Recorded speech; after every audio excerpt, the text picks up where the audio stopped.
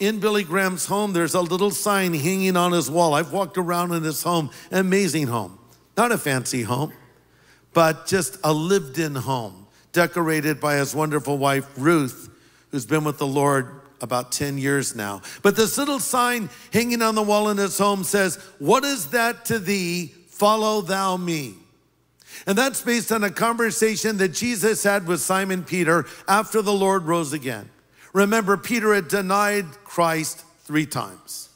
So they talked about it. Jesus said, "Do you love me? Feed my sheep." And then Jesus went on to say to Peter, in so many words, "You're going to die the death of a martyr." Well, Peter didn't like that. He looked over at John the apostle and he said, "What about this man?"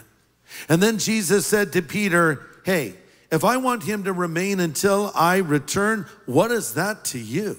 Follow me. Follow thou me." In other words, Peter's saying, "Well, that's not fair. It's like my grandkids.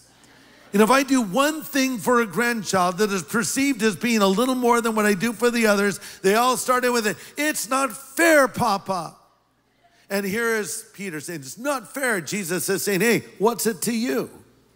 You follow me." And that's what he's saying to you. "Well, it's not fair, Lord. They got more than I got, or their thing's going better than my thing." Hey, what's it to you?